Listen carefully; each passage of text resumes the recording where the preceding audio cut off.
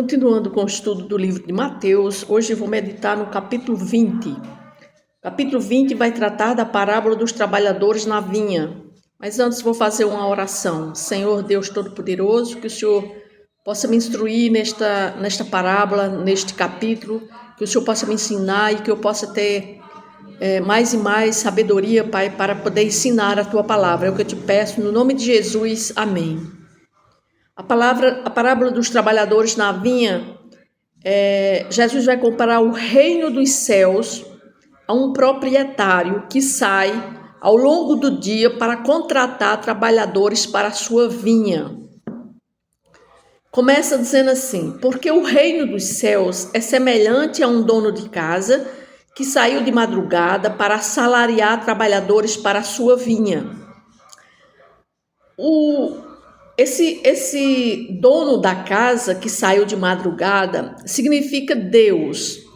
Deus, ele está à procura de trabalhadores para a sua vinha. Aqui nessa terra, quando ele alcança pessoas para entrar no reino de Deus, ele está, na verdade, buscando assalariar pessoas para trabalhar na sua vinha, na sua obra.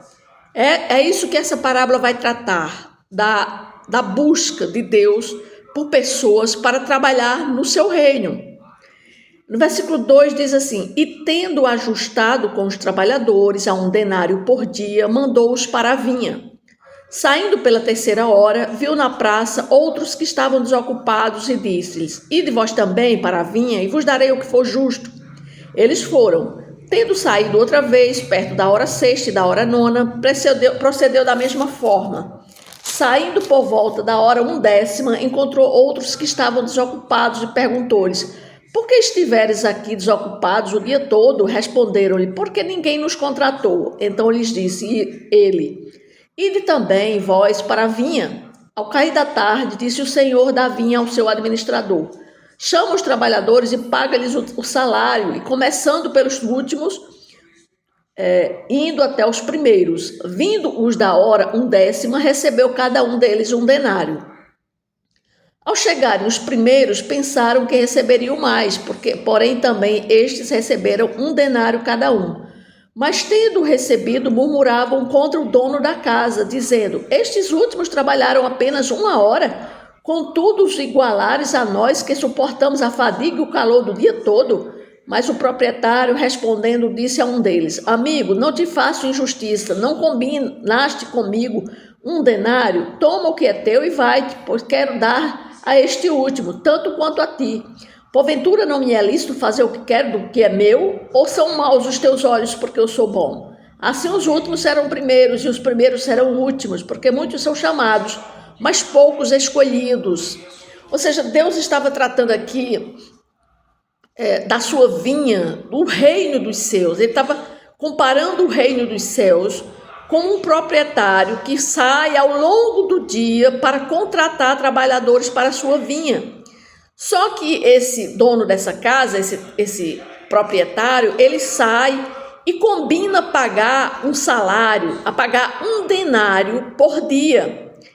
E surpreendentemente, todos recebem o mesmo salário, inclusive os que trabalharam apenas 1 hora. Ou seja, ele sai de manhã, na hora 9ª, ele começa na 3ª hora, que são 9 horas da manhã. Depois ele contrata alguns. Aí depois, tendo saído outra vez, perto da hora 6ª e da hora 9ª, ou seja, às 12 horas, às 3 horas da tarde, ou seja, ele passa o dia todo contratando pessoas para trabalhar na vinha, na vinha dele, né?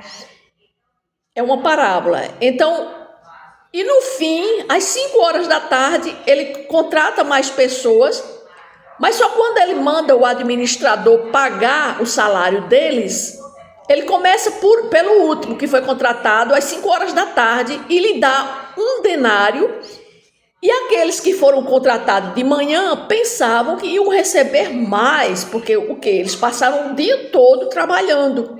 Mas só que o administrador vai pagando a todos eles, o mesmo salário, 1 denário. Então eles começam a reclamar. E eles dizem: Amigo, estes últimos trabalharam apenas 1 hora, contudo os igualaste a nós, ou seja, eles começam a reclamar. Esses aí trabalharam apenas 1 hora e o Senhor está igualando a nós que trabalhamos o dia todo. Ou seja, os primeiros contratados, eles murmuram, mas o dono responde: não tenho o direito de fazer o que quero com o meu dinheiro? Ou você está com inveja porque eu sou generoso, né? Aqui no versículo 20, 15. E aqui nós vamos ver que Jesus não está falando aqui sobre o salário, né? Não é sobre salários, é sobre a graça de Deus. Jesus está dizendo que a graça dele vai ser distribuída a todos. Tem uns que vão receber da graça muito cedo, jovem, né? E vão trabalhar às vezes a vida inteira no reino de Deus. Outros podem ser que já perto da sua morte sejam alcançados pela graça e trabalhem pouco. Ou seja, o ladrão da cruz, ele foi alcançado por Jesus ali, na hora da morte. Ele não chegou nem a trabalhar no reino dos céus. Então, essa parábola significa isso. Significa o trabalho no reino de Deus, ele é igual, tanto aquele que serve já há muito tempo no reino dos céus, como aquele que entrou agora no reino de Deus e está trabalhando faz pouco tempo, né? Então, Jesus está dizendo Jesus está dizendo, assim os primeiros serão os últimos e os últimos serão os primeiros. Ou seja, não existe posição de destaque no reino de Deus. Todos são iguais, né? Às vezes, dentro da igreja, existem pessoas que, porque estão há muito tempo na igreja, servindo a Deus, trabalhando na obra de Deus, e às vezes chega uma pessoa novata, uma pessoa que faz pouco tempo, e vê as bênçãos na vida daquela pessoa e começa a se revoltar, dizer, mas por que eu já trabalho há tanto tempo no reino de Deus e não mereço, por exemplo, um cargo melhor dentro da igreja? E isso gera, às vezes, inveja dentro das próprias igrejas, né? Pelo trabalho na obra de Deus. Então, e Deus está dizendo que a obra, tanto faz a obra para Deus, tanto faz aquele que já faz há muito tempo, aquele que está... Não existe cargo maior ou menor dentro da igreja, não existe porque o pastor é pastor e porque um irmão que está lá fazendo na obra do Senhor, fazendo um trabalho de limpeza na igreja. O trabalho para Deus ali é igual. O tanto faz o trabalho do pastor quanto o trabalho mais simples dentro de uma congregação. O trabalho para Deus ali, todos são iguais. É isso que a palavra de Deus estava explicando através dessa parábola a respeito dos trabalhadores na vinha, que Deus ele chama os primeiros, mas também ele chama os últimos, e às vezes os últimos serão os primeiros, porque muitas vezes, muitas pessoas que estão às vezes trabalhando na obra de Deus, às vezes saíram até mesmo da presença de Deus, mas continuam servindo a Deus, enquanto que outros chegam, mas estão no reino de Deus e estão trabalhando no reino de Deus, servindo fielmente a Deus. Então nós não podemos julgar e nem não podemos medir com uma régua o trabalho na obra do Senhor. Era isso que ele estava explicando aqui a respeito do trabalho na obra do Senhor. Aí no versículo 17 diz assim: estando Jesus para subir a Jerusalém, chamou à parte os 12 e em caminho lhes disse: eis que subimos para Jerusalém, e o Filho do Homem será entregue aos principais sacerdotes e aos escribas. Eles o condenarão à morte e o entregarão aos gentios para ser escarnecido, açoitado e crucificado.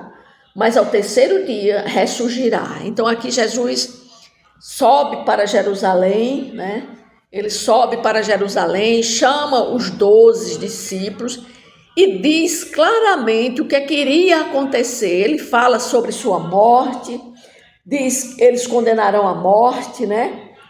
E ele diz que ao terceiro dia ele ia ressuscitar. Então essa é a terceira vez, que quando a gente lê o Evangelho de Mateus, nós vamos ver que aqui é a terceira vez que Jesus fala, anuncia sua morte.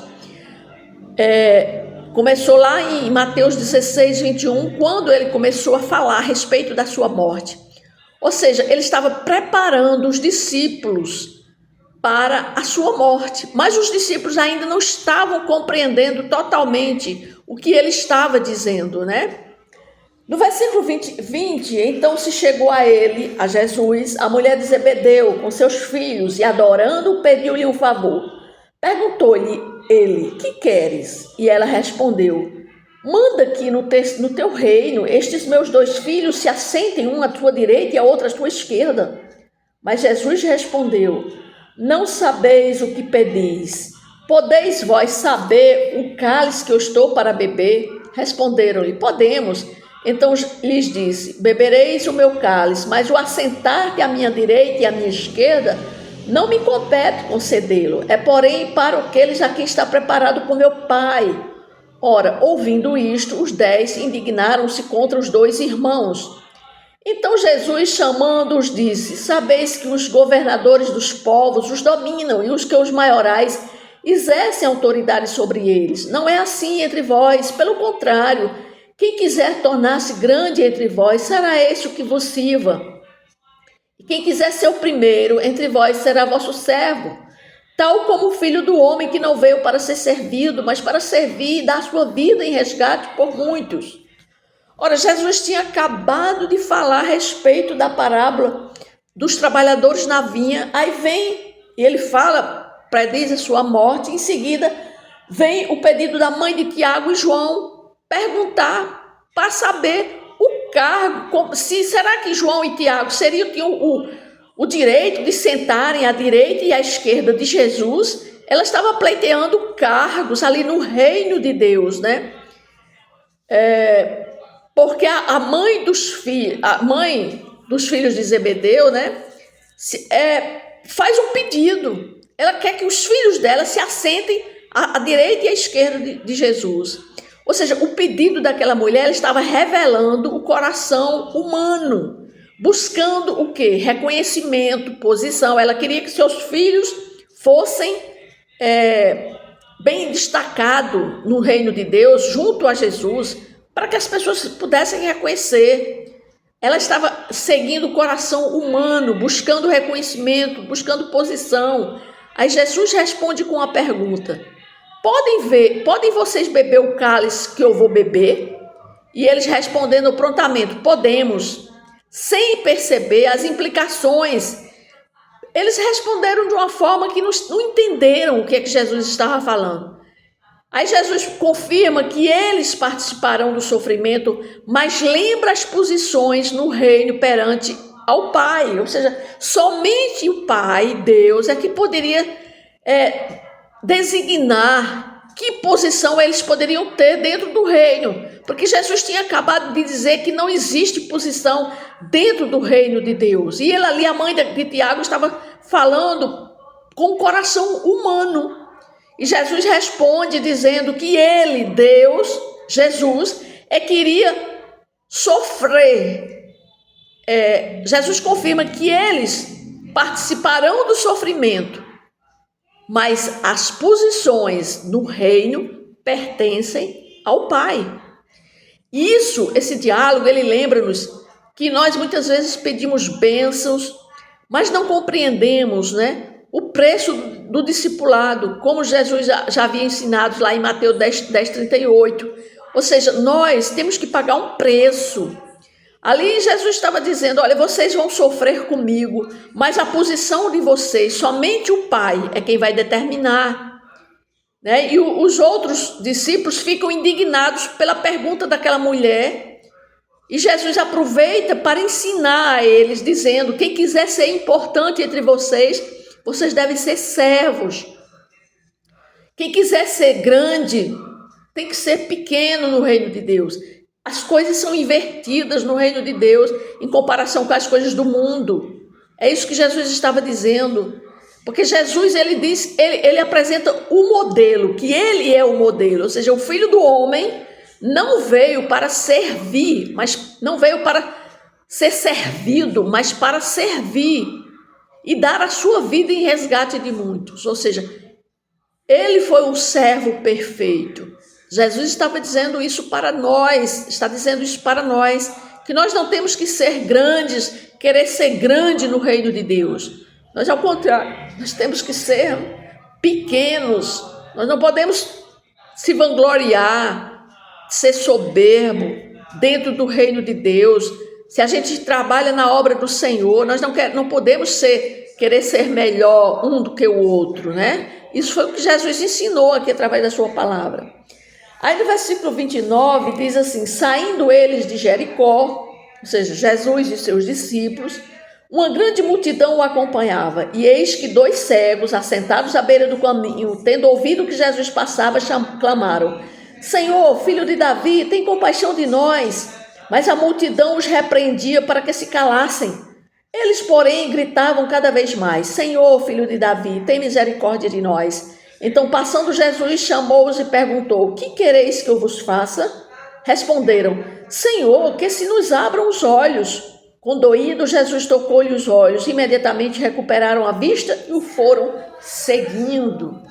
Aqui nós vemos a cura desses 2 cegos em Jericó, porque saiu de Jericó. E aquela grande multidão começou a seguir ele. Mas 2 cegos, eles gritaram, né? Inclusive a multidão tentou silenciá-los. Mas Jesus, cheio de compaixão, chama por eles e pergunta: o que queres que eu faça? E eles dizem: queremos que os nossos olhos sejam abertos. Jesus os toca e eles recuperam a visão e começam a seguir a Jesus. Aqui Jesus não só abriu os olhos físicos dele, mas principalmente os olhos espirituais, né? Porque eles estavam cegos, tanto espiritualmente quanto fisicamente. E Jesus abriu aqueles olhos e eles começaram a seguir a Jesus, significando dizer que os olhos espirituais deles também foram abertos. É isso que nós só podemos seguir a Jesus quando nós temos os nossos olhos espirituais abertos. Jesus, ele é capaz de abrir os nossos olhos espirituais quando nós nos arrependemos e invocamos a ele, chamamos ele para ele ser o nosso Senhor e o nosso Salvador. Quando nós entregamos nossa vida para ele, ele abre os nossos olhos espirituais e nós começamos a segui-lo, né? A sua palavra. Ele não está fisicamente hoje aqui presente, mas existe a palavra dele. Então nós temos que seguir essa palavra, porque assim sendo, nós estamos seguindo a Jesus. Então o que é que nós aprendemos aqui no capítulo 20 de Mateus, né? Então a primeira coisa foi que nós percebemos que a graça de Deus, ela não segue os padrões humanos, né? Porque nós vimos a parábola dos trabalhadores na vinha. Então, assim como os primeiros trabalhadores, eles murmuraram porque não receberam igual aquele que começou a trabalhar na obra já no final do dia, né? Então, muitas vezes, nós também podemos murmurar, nós podemos comparar nossa vida com a vida de outros irmãos. Por que ele recebeu mais? Por que ele é mais abençoado do que eu? Mas o reino de Deus não é baseado em mérito, e sim em graça, como Jesus nos ensinou. Então, e outra coisa, o reino de Deus, nós não podemos achar que nós vamos ser lembrados pela nossa grandeza no reino de Deus. Quanto mais grande eu for no reino de Deus, mais eu vou ser lembrado por Deus. Não. Nós somos lembrados pelo que nós somos, não pelo que nós fazemos. Não é por nosso mérito a nossa salvação. A grandeza de Deus não é status. Trabalhar no reino de Deus, a pessoa não trabalha no reino de Deus para ganhar status, reconhecimento, né? Esse mundo é um mundo obcecado pelo reconhecimento. Ou seja, quando você faz alguma coisa, você quer ser reconhecido. Jesus nos chama a ser servo.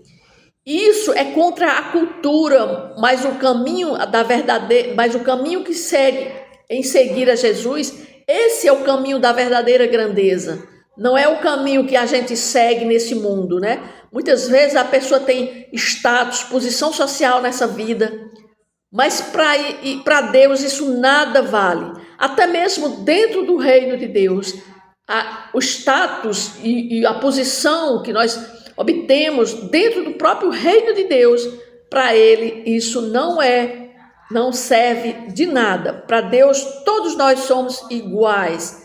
E por fim nós vimos aqui os cegos clamando e sendo curados. Nós vimos que Jesus abriu os olhos, aqueles dois cegos, né? E aqueles dois cegos, eles foram curados não só da sua cegueira física, mas principalmente da sua cegueira espiritual, porque em seguida eles começaram a seguir a Jesus. Então muitas vezes nós conversamos, falamos da palavra de Deus para pessoas que elas ainda não estão dentro no reino de Deus. Muitas vezes elas estão seguindo religiões, seguindo doutrinas, ainda não nasceram de novo, ainda não tiveram um encontro real com Jesus Cristo. E às vezes nós vamos falar da palavra de Deus para essas pessoas, mas essas pessoas não querem ouvir, acham que já estão salvos, que já estão no reino de Deus.